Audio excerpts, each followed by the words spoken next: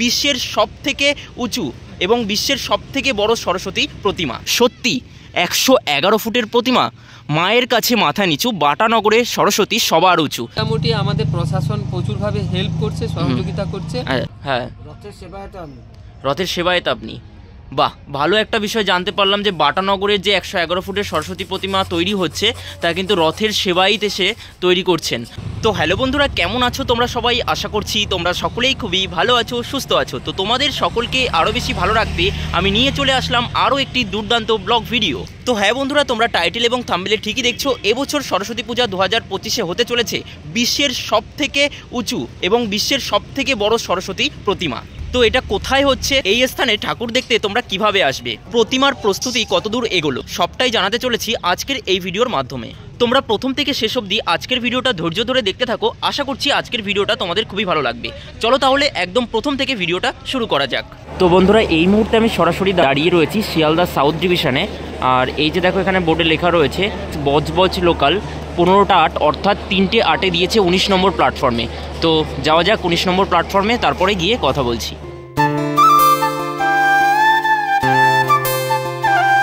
Budge Budge local ধরে এই মুহূর্তে আমি চলে আসলাম 22 কিলোমিটারের জার্নি করে, 45 মিনিট টাইম লাগলো, 40 থেকে 45 মিনিট চলে আসলাম নুঙ্গি স্টেশনে।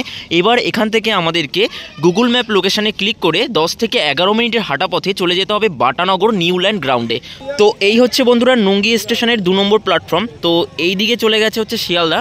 তো শিয়ালদার দিকে যেতে যে স্টেশন রোডটা রয়েছে, 2 নম্বর প্ল্যাটফর্মে আমি নামলাম। স্টেশন রোডের দিকে এই যে দেখতে পাচ্ছ বাদিকে স্টেশন রোড, এখানে একটা রেলগেট রয়েছে, এটা ক্রস করে আমাদেরকে সামনের দিকে এগিয়ে যেতে হবে। স্টেশন থেকে আমি গুটি গুটি পায়ে 9 মিনিট মতন সামনের দিকে এগিয়ে আসার পর এরকম একটা লাল বিল্ডিং আমাদের চোখে পড়লো। তো তার ঠিক অপোজিটে দেখো একটা গলি রয়েছে, এই গলি দিয়ে 1 মিনিট মতন সামনের দিকে এগিয়ে গেলেই কিন্তু আমাদের বাটানগর নিউল্যান্ড যে গ্রাউন্ডটা রয়েছে সেই গ্রাউন্ডটা চোখে পড়বে। তো ওই পাশের ওই গলিটা থেকে গুগল ম্যাপ লোকেশানে দেখাচ্ছিল 1 মিনিট, বাট আমি 1 থেকে 1.5 মিনিট হাঁটার পরে এরকম একটা 4 রাস্তার মোড় দেখালো। তো এখানে এসে গুগল ম্যাপ লোকেশানটা শেষ হয়ে গেল, বাট আমাদেরকে কিন্তু এবার এই দিকে যেতে হবে। এই দিকে গেলেই কিন্তু আমরা সেই মাঠটা, বাটানগর নিউল্যান্ড গ্রাউন্ডটা আমাদের চোখে পড়বে। চলে এসেছি একদম আমার প্রপার লোকেশানে। তবে বলে রাখি, এই রাস্তাটা দিয়েও কিন্তু আসা যায়। এই যে রাস্তাটা দেখতে পাচ্ছ যেখান দিয়ে বাস গেল, এই ব্যানারটা ঠিক এইখান দিয়ে আসা যায়। তো এখান দিয়ে আসলে কিন্তু শর্টকাট হয়, গুগল ম্যাপে আমাকে এইখান দিয়ে দেখিয়েছিল, তাই এখান দিয়ে এসেছি। আর এই যে দেখো, এখান দিয়ে কিন্তু গেট ফেটগুলো শুরু হয়ে গিয়েছে। তো এখান থেকে সামনের দিকে যদি আমরা এগিয়ে যাই তাহলে কিন্তু বাটানগর নিউল্যান্ড গ্রাউন্ডটা আমাদের চোখে পড়বে। তো নিউল্যান্ড গ্রাউন্ডে কিন্তু এই মুহূর্তে আমি প্রবেশ করছি। আর প্রবেশ করা মাত্রই কিন্তু আমি এই মুহূর্তে দেখতে পাচ্ছি এখানে একটা বাঁশের স্ট্রাকচার রয়েছে, এখানেই কিন্তু 111 ফুটের সরস্বতী প্রতিমাটা দাঁড়াবে। তো ভেতরে গিয়ে সম্পূর্ণটা দেখাবো, কিন্তু তার আগে দেখিয়ে রাখি এখানে যে স্ট্রাকচারগুলো তৈরি হচ্ছে তার বাঁশটা সেখানে এনে রাখা হয়েছে। আর এই যে সমস্ত জায়গাটা কিন্তু একদম ঘেরাও করে একদম ব্যারিকেড দিয়ে কাজ হচ্ছে, যাতে করে যারা কর্মচারী রয়েছে, সহশিল্পী রয়েছে, শিল্পী রয়েছে, তাদের কোনোরকম কোনো অসুবিধা না হয় কাজ করতে। চলো যাওয়া যাক। বন্ধুরা, এই মুহূর্তে আমি একদম যে স্ট্রাকচারটা রয়েছে সেই স্ট্রাকচারটার একদম কাছাকাছি চলে এসেছি। মানে এই দিকে যে ব্যারিকেডটা রয়েছে বাঁশের, সেই ব্যারিকেড দিয়ে ভেতরে চলে আসলাম। আর এখানে দেখতে পাচ্ছি একটা ব্যানার দেওয়া রয়েছে, সরস্বতী অর্চনা 2025 শুভ সূচনা। খুঁটি পুজো হয়েছিল তাদের 20শে ডিসেম্বর শুক্রবার বাটানগর নিউল্যান্ড পূজা প্রাঙ্গণেই কিন্তু হয়েছিল।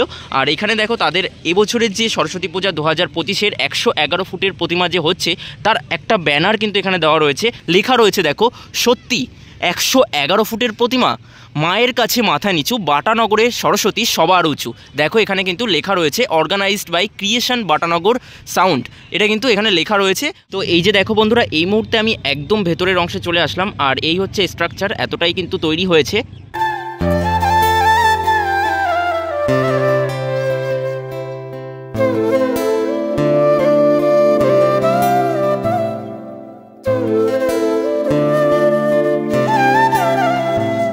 মাঠের ঠিক এই স্থানে আরও বেশ কিছু কাঁচা বাঁশ পড়ে রয়েছে, যেগুলো কিন্তু সম্পূর্ণটা ইউজ হবে। মানে এখনও পর্যন্ত হাইট হবে, কিন্তু যেহেতু 111 ফুট উচ্চতার, সে কারণে কিন্তু এখনও অনেকটাই হাইটের হবে। তারই কাজকর্ম উপরে দেখতে পাচ্ছি দাদারা করছে।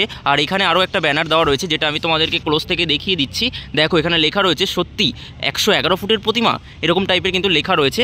আর বলে রাখি, সেই প্রতিমার যে কাজকর্ম, এখানে তো স্ট্রাকচারের কাজকর্ম চলছে, আর প্রতিমার কাজকর্ম কিন্তু এই জায়গাটায় চলছে। চলো ক্লোজ থেকে তোমাদেরকে দেখিয়ে নিয়ে আসি। তো এখানে দেখতে পাচ্ছি সর্বপ্রথমে একটা আয়রন স্ট্রাকচার দিয়ে একটা গঠন দেওয়া হচ্ছে। প্রথমে রড বেঁকিয়ে সেটাকে একটা সরস্বতী ঠাকুরের যে গঠন হতে পারে সেই একটা গঠন দেওয়া হচ্ছে, এবং তারপরে দেখতে পাচ্ছি বাঁশের যে চটা, সেই চটা দিয়ে তার উপরে একটা শেড আনার চেষ্টা করা হচ্ছে। তো সেটাই আমি তোমাদেরকে ক্লোজ থেকে দেখাচ্ছি। দেখো, শিল্পী এবং সহশিল্পীরা কিন্তু এখানে জোর কদমেই কাজ করছে, যেহেতু সরস্বতী পুজোর আর বেশি দিন দেরি নেই সেই কারণে। তো একটু মানে এটা হচ্ছে বডির দিকটা, এবং নিচের দিকটা আমি তোমাদেরকে একটু দেখাই, মানে পায়ের দিকটা। তো এখানে দেখতে পাচ্ছি বস্তাও ইউজ করা হচ্ছে, আর উপরে দেখো দাদারা কাজ করছে। তো এখনও পর্যন্ত কিন্তু বেশ অনেকটাই কাজকর্ম বাকি আমি দেখতে পাচ্ছি। তো এরপরে একের পর এক আপডেট তো আসতেই থাকবে, তোমরা দেখতে থাকবে। তো এখন কিন্তু এতটাই এগিয়েছে সরস্বতী প্রতিমার কাজ।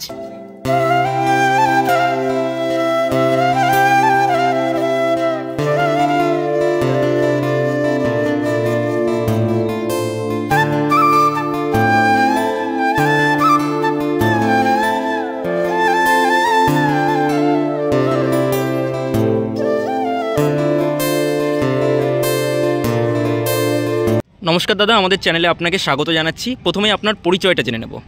আমার নাম আলোক কুমার দে। আপনি মণ্ডপের মূল শিল্পী, মানে প্রতিমার মূল শিল্পী। আচ্ছা, প্রতিমাটা আমি বানাচ্ছি। আচ্ছা, এই যে 111 ফুটের যে প্রতিমা তৈরি করছেন, তো যেটা সরস্বতী পুজো এর আগে এখনও অবধি হয়নি, মানে 111 ফুটের হয়নি, এত বড় হয়নি। তো এই যে প্ল্যানিংটা বা আইডিয়াটা কিভাবে এলো আপনার মাথায়? তো এটা হচ্ছে, এটা ক্লাবই চেয়েছে যে আমরা একটা 111 ফুটের মূর্তি বানাবো। আমাদের আর্টিস্ট সোমনাথ তামলিকে ধরেছেন যে আমরা একটা 111 ফুটের মূর্তি বানাতে চাই, তো সেটা কি সম্ভব? তো আমরা দুজনে মিলে আলোচনা করলাম, হ্যাঁ কেন সম্ভব নয়, মোটামুটি আমরা করে ফেলতে পারবো। আয়রন স্ট্রাকচার লাগবে, কারণ এত বড় কাজ, এটা তো বাটাম স্ট্রাকচারে আসবে না, এই আয়রন স্ট্রাকচার দিয়ে করা হবে। তো ওরা সেটা আমাদেরকে হেল্প করছে, ক্লাব যথেষ্টভাবে, এবং সহযোগিতা প্রচুর করছে। এবারে চেষ্টা করছি আমরা এগিয়ে যাওয়ার। যেহেতু এটা অনেক বড় কাজ, অনেক আগে থেকেই শুরু করতে হয়েছে, কবে থেকে শুরু হয়েছে কাজটা? এটা হয়ে গেছে 20-22 দিন অলরেডি হয়ে গেছে, আরও চলছে। আমাদের প্যান্ডেলও তারও আগে শুরু হয়েছে, ঠাকুরটা 20-22 দিন হলো শুরু হয়েছে, এরপরে চলছে আরও 10-15 দিন চলবে। আচ্ছা, সাধারণত প্রতিমা তো মাটি দিয়ে হয়, যেহেতু 111 ফুটের প্রতিমা, এখনও অবধি বিশ্বের সবথেকে বড় সরস্বতী প্রতিমা, তো কি কি র মেটেরিয়াল দিয়ে ইউজ হচ্ছে এখানে? এখানে মাটিটা তো অনেকটা ভারী প্রোডাক্ট, মানে ভারী হয়ে যাবে, এত দাঁড় করানো যাবে না, দাঁড় করানো মুশকিল আছে। তো সেইটা হচ্ছে আমরা চাইছি যে এটা বাখারি দিয়ে মোটামুটি যতটা হালকা করা যায় কাজটা আর কি, এবং ড্রয়িংটা যেন ঠিকঠাক থাকে, হ্যাঁ ড্রয়িং বেস কাজটা যেন হয়। কি কি র মেটেরিয়াল ইউজ হচ্ছে আর কি, মানে কি? আয়রন স্ট্রাকচার হচ্ছে, আচ্ছা, বাখারি থাকছে, চট থাকছে, সব পরিবেশ বান্ধব জিনিস থাকছে, যেগুলো পরিবেশ দূষণের সঙ্গে যুক্ত নয় মোটামুটি। তারপরে হচ্ছে হালকা একটু কুটির লেয়ার থাকবে, পেপার পাল্প থাকবে, কাপড় থাকবে, এইগুলো দিয়েই হয়। তো কতটা চ্যালেঞ্জিং আপনার কাছে শিল্পী হিসেবে? হ্যাঁ, চ্যালেঞ্জ তো অবশ্যই, এত বড় প্রতিমা আগে কখনো বানাইনি, এটা তো চ্যালেঞ্জের হবে, এবং সেটা যতটা সুন্দর হবে ততটাই। আচ্ছা, কবে নাগাদ বিষয়টা কমপ্লিট দিচ্ছেন? হয়ে যাবে, আর 10-12 দিনের মধ্যে আশা রাখি হয়ে যাবে। আর বড় যে সমস্ত জায়গায় প্রতিমা বা প্যান্ডেল হয়েছে, বিশেষ করে প্রতিমা, সে সমস্ত জায়গায় প্রশাসনিক একটা অসহযোগিতার জন্য মানে পরবর্তীতে সেই বিষয়টা আর দর্শনার্থীদের মানে দেখার মানে ইয়াটা আর হয়নি। আচ্ছা আচ্ছা, ঠিক আছে। তো সেইটা মোটামুটি আমাদের প্রশাসন প্রচুরভাবে হেল্প করছে, সহযোগিতা করছে, হ্যাঁ, এবং প্রশাসন নির্দেশ মেনেই কাজ হচ্ছে, এবং আমরা প্রত্যহ দর্শনার্থীদের উদ্দেশ্যে শেষমেশ একটু বার্তা। হ্যাঁ, ওই তো বললাম, দর্শনার্থীদের উদ্দেশ্যে বলছি, মানে আপনারা আসুন, কাজ দেখুন, আশা রাখি ভালো লাগবে আপনাদের। অসংখ্য ধন্যবাদ। তো এই স্থানে প্রতিমার কাজ কতটা এগিয়েছে তা আমি তোমাদেরকে দেখালাম। এই প্রতিমাকে কিন্তু দাঁড় করানো হবে এই স্থানে, তো সেটা পরবর্তীতে এসে তোমাদেরকে দেখাবো। আর এই যে প্রতিমা এখানে তৈরি হচ্ছে 111 ফুটের, তা কিন্তু থার্মোকল ব্যবহার করা হবে আর কি। এখানে দেখতে পাচ্ছি থার্মোকল রয়েছে, তো এর ভেতরে কিন্তু কিছু ওয়ার্কশপের কাজ চলছে। তো এই যে আমি এই মুহূর্তে ওয়ার্কশপের একদম ভেতরের অংশে চলে আসলাম। এখানে দেখতে পাচ্ছি ফোম কাটিং করে মানে মায়ের যে গয়না, সে গয়না তৈরি করা হচ্ছে। আর এখানে দেখতে পাচ্ছি থার্মোকলও রয়েছে, এখানে এক দাদা কাজ করছে। সত্যিই ওনাদেরকে স্যালুট জানানোর মতন, কারণ ওনারা আছেন বলেই কিন্তু আমরা সরস্বতী পুজো, কালী পুজো, দুর্গা পুজো, এরকম বেশ কিছু পুজোতে কিন্তু দারুণ দারুণ থিম বা দারুণ দারুণ প্রতিমা আমরা উপহার হিসেবে পাই। তো দাদার সাথে একটু কথা বলে নেবো। দাদা, আপনার নাম কি? আমার নাম হেমন্ত জেনা। আচ্ছা, আপনি কোথা থেকে এসেছেন? আমার বাড়ি পুরী, ওড়িশা, পুরী।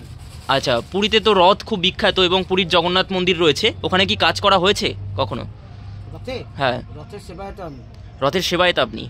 বাহ, ভালো একটা বিষয় জানতে পারলাম যে বাটানগরের যে 111 ফুটের সরস্বতী প্রতিমা তৈরি হচ্ছে, তা কিন্তু রথের সেবায়েত এসে তৈরি করছেন। তো দাদা, আপনি কি বলবেন রথের সেবায়েত হিসেবে এই যে বাটানগরে 111 ফুটের সরস্বতী প্রতিমা তৈরি করছেন, আপনি কতটা এক্সাইটেড? ভালো, মানে আমরা এসে কাজ করছি, আর লোক দেখতে আসবে, ঠিক আছে, আর খুব ভালো লাগছে কাজ করে। এইটা আমার তো বৃত্তি, এটা কাজ করছি, খুব ভালো লাগে, লোক দেখতে আসলে আরও ভালো লাগবে। আচ্ছা, আপনি এই দায়িত্বেই রয়েছেন, এই গয়না তৈরির দায়িত্বে? গয়না ঠাকুরের সাজানো, ঘর প্যান্ডেলে সাজানো, এই দায়িত্বে আমরা আছি। ধন্যবাদ দাদা, আপনাদের কাজ যেন স্বয়ং সম্পূর্ণ হোক এই শুভকামনা রইল আমাদের চ্যানেলের তরফ থেকে। তো দেখতেই পাচ্ছি এখানে কিন্তু এরকম কাজকর্ম চলছে।